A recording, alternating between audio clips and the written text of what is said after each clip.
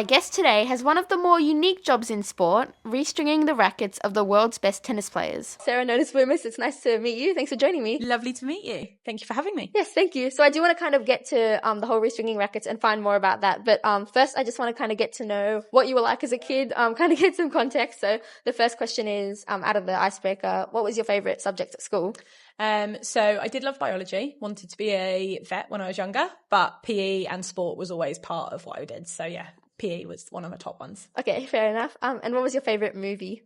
Oh, that's a good one. I would say Mean Girls. So like proper chick flick kind of thing. Yeah, well, I still watch that now. I know a lot of my friends do as well, so it's still very popular. Yeah. And who did you look up to? Like, who were your main inspirations? That's an interesting one. I probably wouldn't say famous people, more like my dad was a huge inspiration in sport. Yeah. And then my current boss I've known for a very long time, so she inspired me when I was a teenager for what I do now. Okay, that's really nice. And what did you like to do, like kind of going back to school? Like, what did you like to do for fun afterwards? Like, what were your hobbies? I spent my entire childhood on a tennis court. So I played tennis when I was about 8 or 9. All the way up until I went to university. Oh, wow. So most of my evenings, I'd like finish school, get in a car, go play tennis for 3 hours and then go home to sleep and do it all again. So you didn't really do like, did you have any like main hobbies or was it just tennis? It was all tennis. Wow. All tennis as a junior. And last, I might have gotten a bit of a hint from that last one, but what did you want to be when you grew up? To be honest, I don't think I wanted to be a tennis player. I just enjoyed it as a hobby. I don't know if I had like a really where I wanted to go. Anything in sport. Okay. Just my whole life is really sporty. So yeah, anything in that. Yeah, well, I've gotten to know a bit about that now. And like you mentioned, you played tennis from when you were 8 years old to up until you were kind of in your early 20s. Yeah. But like, how did you first get into it? So while I was playing tennis at my local club, or how I got into tennis or how I got into... Oh, just how you got into tennis, I guess. Oh, interestingly, when I was at school, so my school report the teacher did, said I had bad bat and ball skills. So my mum signed me up for tennis lessons to try and improve that. Oh, wow. And then a few months after that, the guy that was coaching me was like, she's actually not bad. So do you want to play more tennis? So like you said, you didn't actually want to be a tennis player when you grew up, but was there like any point at all when you thought like, I'm getting kind of good at this, maybe I could do this? Yeah, so I played like county level. So obviously I'm from the UK. So I played like for my county. But there was a point where it was the choice of, do I go fully into tennis or do I want to study something like more intently? Okay. And we went down the studying route to work in sport rather than play sport. Okay, but I guess like before that, because you said you took up tennis when you were kind of 7 or 8, but like before that, were there many other sports that you were playing? I've always been a good swimmer. Okay.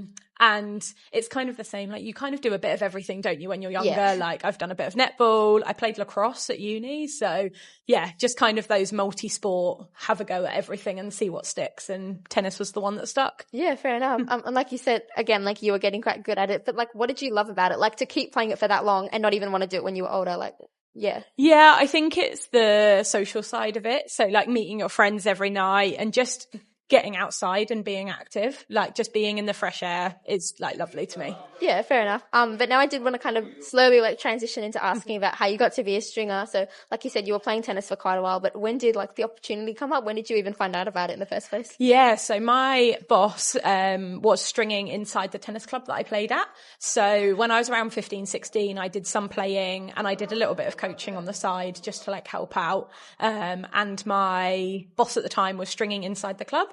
When I came in, I just like watched her string and I was like, this looks really interesting, like something like just looked cool. And then a couple of weeks later, she asked if I wanted to learn. Okay. So she taught me to string and then that was my first like job when Wow. I was like 16, 17 years old and it just spiraled from there. Did you know much about it like before? Because you said you kind of just walked in like saw her doing it, but do you know much about it? Yeah, I knew nothing about stringing before I saw her doing it. So yeah, she taught me everything I know. And yeah. Yeah, well, I guess a lot of us don't know much about it too, so hopefully we can find out more. But like you said as well, it was kind of your first like proper job. But like, when did you start to take it more seriously? And also, like, what did your like family and friends think when you told them that you were stringing? Yeah, so it was my Saturday job. Obviously, I was studying. I did go to university, but when I came out of uni, I didn't know what I wanted to do. I didn't want to do the degree, like a job in the degree that I'd done. So I went back to the company that I was at. And they gave me the opportunity to kind of progress further being full-time stringing. And then I got the opportunity to do some tournaments in the UK, which was really exciting. And then, it just kind of snowballed from there. And now I'm in Australia. Yeah, wow. I'm not sure like how easy it would actually be like to describe, but could you like describe a bit about like the actual process, like how it works and what you actually do? Yeah, of course. So to string a tennis racket, you mount it on a machine and the machine holds the racket in place so that it doesn't break while you're stringing it, and it pulls the tension. Everything else we do is manual. So you have to weave all of the vertical strings first, which are called the mains. You tie those off and then you weave all of the crosses. So every cross has to go kind of under and over the string to kind of make the pattern. And then your next string will be the opposite of what you just did. And then you do all of the crosses down to the bottom and tie off, and then that's a finished racket. Yeah, it does seem like a job where you have to have like kind of a certain skill set for. Like, is it like that? What skills do you have to be a stringer? Yeah, I'd say kind of patience, be kind of good with your hands. There's lots of different ways you can weave the string, and just the consistency. So you want to be doing the same thing every time. So it's like a consistent process that you want to be just repeating over and over. It's quite therapeutic. You kind of like zone out. Well, obviously you know what you're doing, but you just can kind of like focus and just keep repeating. So is that like what you enjoy about it? That you can kind of, it's like you've said, it's kind of therapeutic for you? Yeah, it's really nice. You kind of like, you can think about other things, or you can just let your mind wander. And you just keep on stringing. Were you actually like quite good at it when you started, or did it take a while to kind of like get used to it? It does look quite hard. It takes a while to get used to it. So it's a lot of repetition and practice that you need. And at the start, you'll make a lot of mistakes. So when you're stringing the mains, if you let go of a clamp at the wrong time, you'll lose the tension in the whole racket and you have to start again. So there's a few occasions when you first begin that you like let go of the wrong thing or can't quite work out what you're doing. It's always the more practice you do, the better you get. I just know I would mess up and get like so frustrated. So it's good that we have a lot of professionals doing it. But you mentioned it a bit, but I did want to ask more about the traveling aspect and what you do with that. So if you could kind of describe like when you actually first started traveling the world doing it and when you started like getting picked, like what's the process like? Yeah, so the tournaments I've done, so I've worked at 5 Wimbledons, I was at the Paris Olympics this year, and now I'm in Australia with Yonex stringing. It's pretty insane to kind of go around the world doing it. To get picked, it's kind of working with the brands, knowing like the right kind of people. I work with Yonex closely back at home, like in my normal job. So they knew that I was a good stringer and kind of had some meetings to work out if they wanted to send me over here, which luckily they said yes. So it's an honour to work as part of the Yonex stringing team. It's cool. Yeah, it does sound pretty great. Like you said, you're at the Paris Olympics, so like what's the lifestyle like? I'm not exactly sure, like, you know how much you travel, but what's the lifestyle like? Yeah, so I don't do as much travelling as some of the other stringers. They are non-stop kind of going around the world, similar to the players. I kind of have bouts of tournaments throughout the year, so kind of 3 or 4 weeks away. It's kind of, you get used to living in the other world quite quickly. We spend 90% of our day in a stringing room. Wow. So you're kind of stringing and then you're sleeping, and you just have to make the time to go and explore the place you're in.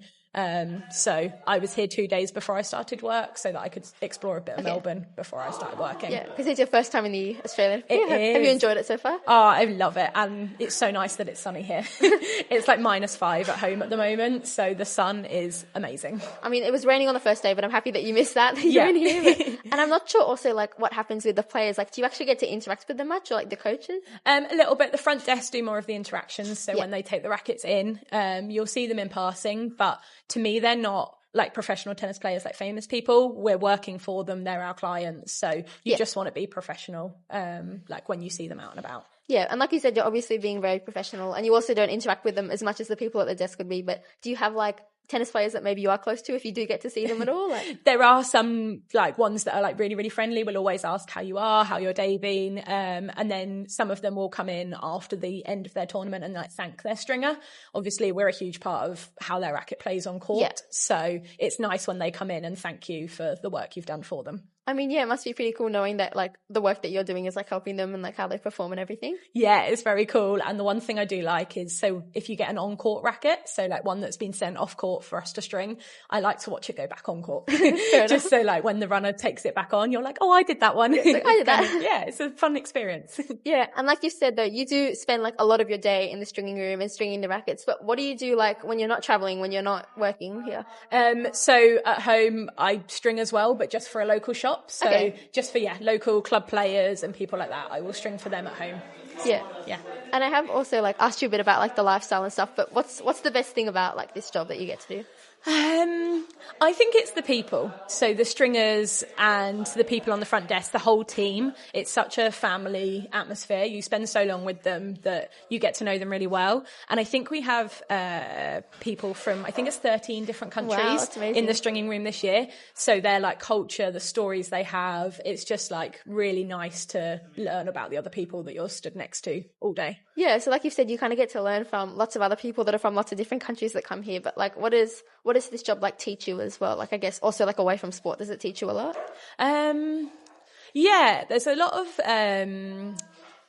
like, what would you call it? Kind of the need to be like the best that you can be kind of thing. So we're stringing between 20 and 30 rackets today. Wow. And everyone that you do has to go out as similar as possible. So it's that kind of want to make it perfect as possible in every situation. And there's a lot of time management involved. So you will get rackets in or the front desk will come to you and it'll be like, can you do 2 in an hour or can you do 2 by this time? And you have to look at what you've already got in and what they want to bring you and see if you can fit it in. So you'll have a full rack of rackets and it's your job to make sure that they're all done for the player at the right time. Okay, that's interesting and fair enough. And like, I'm not sure like who's watching this and for how many people would watch this and go, oh, I want to be a stringer. But like, what is it like trying to get into it? And like, what would you say to people who might want to work in a job like this or something like this? Yeah, I'd say if you like being quite kind of disciplined, focused on one particular thing, this is perfect for you. To get into it, I would talk to your local club. If you've got a shop near you that has a stringer, like discuss with them. All of the people here will have started at lower level tournaments, so like their local tournaments or ones in their own countries, and then built up from there with the connections that you make stringing at those events. So start small and then grow from there. Definitely great advice. And I obviously been chatting to you. I realized that sport is obviously a massive part of your life. It's what you do for your job. It's what you like to watch. But what is just staying in sport throughout your life, not even just playing it, but what is staying in sport been able to taught you and what has it given you? It sounds a bit weird, but it's kind of like giving you a purpose of something to follow. It's nice that there's always something on that you can relate to, you can watch, whether it's following a player, whether it's following a specific tournament. It's just kind of that motivation. There's always somewhere else you can go. So like other tournaments you think are amazing or places that you can go. So it gives you that like drive to keep going and want to, keep progressing in what you're doing. Yeah, well, this chat was really interesting and it was really great to get to know you and your story. So thank you so much. Thank you so much for having me on.